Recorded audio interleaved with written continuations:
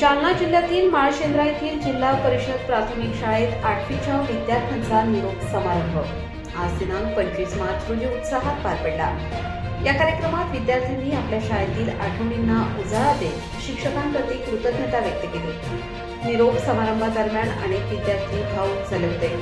या शाळेमध्ये 1ली ते 8वी पर्यंत शिक्षण घेतलेल्या मित्रमैत्रिणी, शिक्षक आणि शाळेतील गोड आठवणींना निरोप देताना वातावरण भावनिक झाले होते।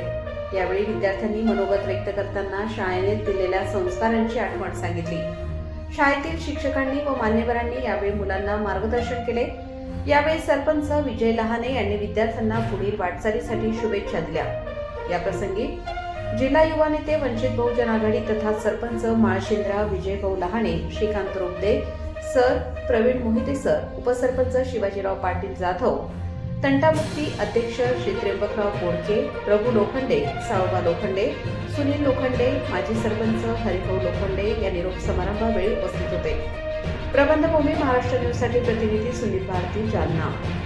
शाळा माळशेंद्रा या शाळेमध्ये मी सारांचं स्वागत करते, मान्यवर सारांचंच, आणि यांनी आमच्यासाठी आतापर्यंत काही सारं केलं आणि इथून पुढे पण करतील। आता आम्हाला जायला बस पण लावेल, याच्यासाठी पुढून आता काही हे नाही। आणि इजू भाऊला यांचं पण मी मनापासून स्वागत करते। यांनी काही सारं केलं ते पाहिजे नव्हतं, त्याची सुविधा पण केली, आणि सरचं पण मी मनापासून स्वागत करते।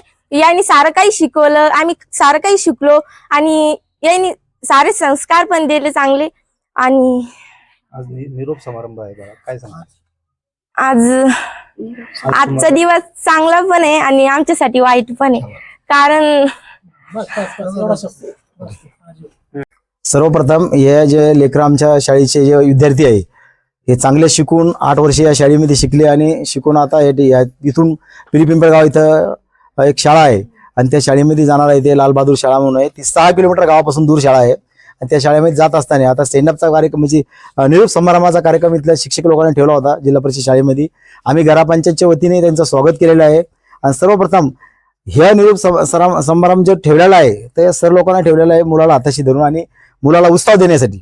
आणि आता जे मुलं त्याच्या भावना व्यक्त करत आहेत सरसाठी की बाबा हे 5-6 महिने 1 वर्ष झाले आम्हाला सर येऊन, आणि सर आम्हाला इथं जाता वेळेस दुःख होत आहे।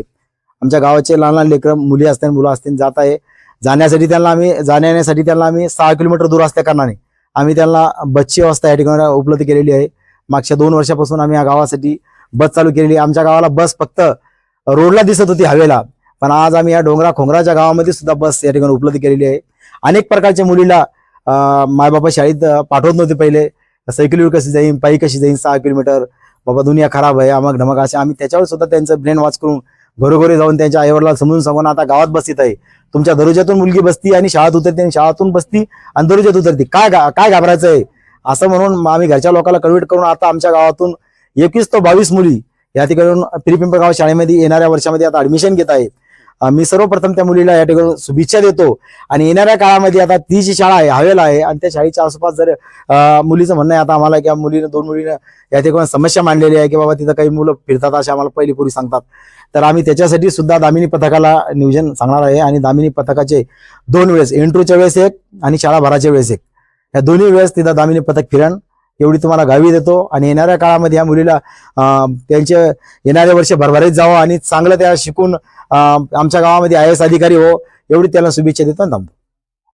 त्याचप्रमाणे माजी सरपंच व आताचे रनिंग उपसरपंच शिवाजी पाटील जाधव, मुख्याध्यापक लोपे सर, आपले दुसरे शिक्षक मोहिते सर, शालेय समितीचे अध्यक्ष प्रभू लोखंडे, माजी सरपंच हरिभाऊ लोखंडे, आणि संपूर्ण माझे पत्रकार बांधव, संपूर्ण आपले विद्यार्थी, आज आपण ह्या ठिकाणी जो निरोप समारंभाचा जो कार्यक्रम आयोजित केलेला आहे, खरोखर तुम्ही 8 वर्ष या शाळेत शिकले आणि या शाळेतून आपल्या गावाचं तुम्ही नाव रोशन करण्यासाठी दुसऱ्या गावात जात आहे। सरला बी जेव्हा सांगितलं की भावनिक विषय आहे हो, मी यापूर्वी सुद्धा असंच बोललो होतो, तर मी तेव्हा पण भावनिक झालो होतो। शेवटी कसं आहे आम्हाला आपल्या गावाचे लेकरं आहे, आम्ही त्यांच्यासाठी इथं येण्या जाण्यासाठी बसची व्यवस्था केलेली आहे। आता परत जर तुम्हाला अडचण असेल तर त्याची सुद्धा आम्ही नक्कीच व्यवस्था करू। आम्ही तिथल्या बस कंडक्टरला सुद्धा सांगू की बाबा वेळेचा थोडासा वेळेवर बस येत नाही अशी आमच्या बरेच पहिल्या लेकरांना आम्हाला आमच्याकडे समस्या मांडलेल्या आहे।